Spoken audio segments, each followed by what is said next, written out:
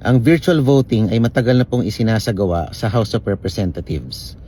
Kapag meron pong mahalagang batas na kailangan maipasa, ang mga kongresista ay maaring bumoto through electronic platforms kung wala sila sa plenaryo. Andyan po ang pamamaraan ng text, SMS.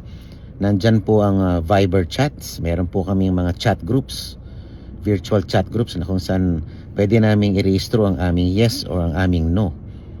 Pwede rin po kaming tumawag sa Secretary General para itala ang aming boto.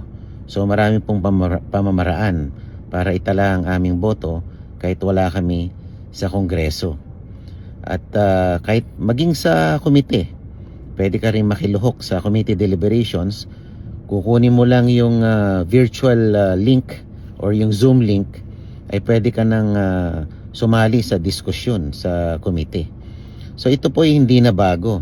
Ito po ay nasasad sa aming House Rules na upon consultation with the majority and the minority, the House Speaker may allow virtual voting sa mga plenary voting at sa deliberations sa committee.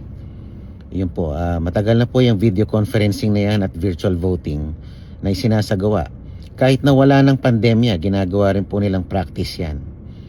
At hindi ko po maintindihan kung bakit sa Senado ay hindi nila pwedeng isagawa ito. Ay pareho lang naman ang trabaho ng House of Representatives at ng Senado. Pareho lang silang gumagawa ng batas. Pareho silang bahagi ng legislatura. At kung matatandaan nyo po, nung nakaraang Kongreso, 17th or 18th Congress, ay naghain po ng resolusyon si then Senator Franklin Drilon at si Senator Ping Lacson para imungkahi ang pagpayag kay then Senator Laila de Lima para makilahok sa plenary deliberation sa Senado. Pero yan po ay nasa sa pagpapasya ng mayorya sa Senado. So hindi ko po maintindihan kung bakit noon ay minarapat nila na ito ay tamang mungkahi or hakbang. Pero ngayon, ito kanilang tinututulan. Pero kailangan maging consistent lang naman tayo. Uy, nasaktan daw si Erwin Tulfo. Sabi niya, 16 silang senador na hindi mga abogado. At nasasaktan daw ang mga yon.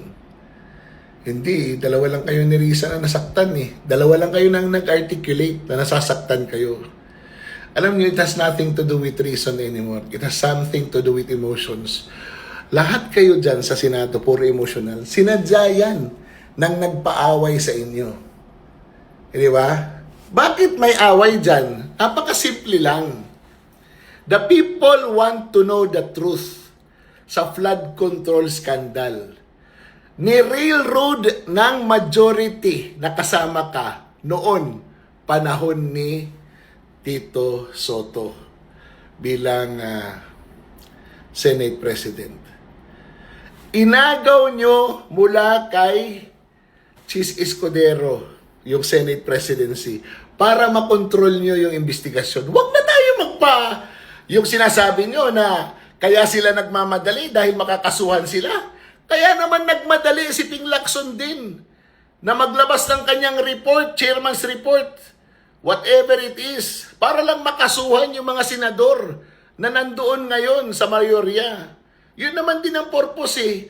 Pareho lang kayo nagmamaniobrahan. Ang problema, pag nagugulangan kayo at napagsasabihan kayo ng masama, nagiging mga iyakin kayo. Lalo na ikaw, Tulfo, ang tapang-tapang mo magsalita, lalo na pag nag-broadcast may mga mura-mura ka pa. Tapos ngayon, sabihan lang na hindi ka abogado, magagalit ka. Ulul!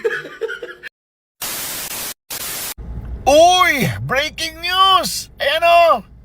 Japanese businesses committed to invest a total of 3.4 billion in the Philippines during President Marcos' roundtable meeting with investors here in Tokyo, Malacanang, says. O yan ha.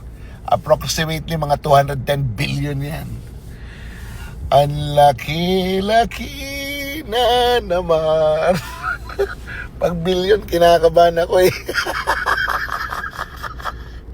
Bahala na kayo mag-isip Pero nadala na ako eh. Sa dami ng ganito, wala man lang nagkatotoo.